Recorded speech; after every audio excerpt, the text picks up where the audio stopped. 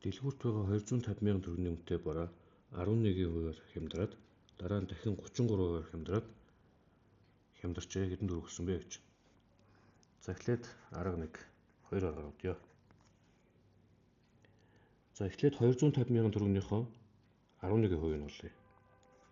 250,000 төгрөгийн 11% гэдэг чинь 100-ны 11-ээр үржүүлнэ.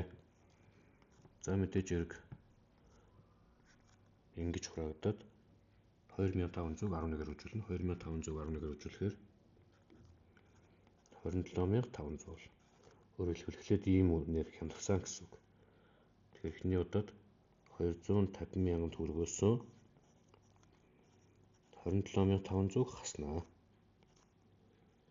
За ингээд хасахаар 222,500 төгрөг бол. Эхний хямдралын дараагаар ийм болцсон гэсэн үг. За одоо хоёр дахь хямдралаар 33% хямдарна. Тэрнийхээ 33%-ыг олъё.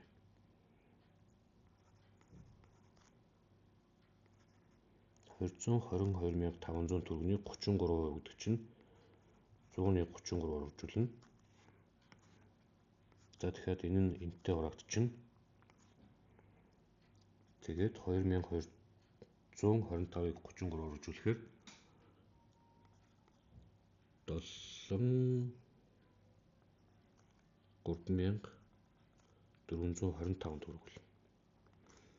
За хоёр дахь хямдралаар ийм төгрөг хасагдана гэсэн үг. Тэгэхээр 222,500 байснаас 73,425 төгрөг хасагдаад 149,075 төгрөг болж шинэ үнэ гарч ирнэ. Эхлээд 11%-аар дараад нь 33%-аар хямдрахад ийм болно. За энийг ихэнх сурагчид шууд 11 дээрээ 33-аар нэмээд 44% хямдарсан гэж боддог. За тэр бол буруу шүү, тэгж бодогдохгүй. За арга 2 нь илүү амархан. За эхний хямдрал дээр 11% хямдарчаар 100-аас 11-ийг хасгаар хэдвүлээ? 89% бол. Өөрөөр хэлбэл эхний хямдралын дараагаар 89% нь үлдэнэ гэсэн үг. Үнийн дүнгээ. Тэгэхээр бид нар 250,000 төгрөг гэдэг юм аа шууд 189-оор үржүүлчихнэ. За 250,000-аа 189-оор үржүүлээд эхний хямдралынх нь үнэ гарч ирнэ. За тэрний дараагаар энэ үнийн дүн одоо жишээлбэл энэ үнийн дүн маань 100% гэж тооцсон. Тэрнээсээ дахиад 33% нь хямдарна гэхлээр 100-аас 33%-ийг хасахаар 67%. Тэгэнгүүт нь энийг нь дахиад 100-ны 67-оор нь үржүүлчих болно. За тэгэл мөн адилхан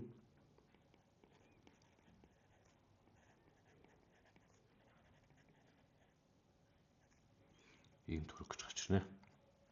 За хоёр дахь арга нь илүү амархан. Өөрөөр хэлэх юм бол 11% нь олоод хасж яхаар шууд үлдэж байгаа 89% гэдэг нь олцоод тэгээ шууд 189-оор үржүүлчихнэ. За дахиад дараад нь 33% нь хасна гэдэг чинь 67% нь үлдэнэ гэсэн үг. Тэгэнгүүт нь 167-оор дахиад үржүүлээд олчвол илүү хурдан амархан бодогдно.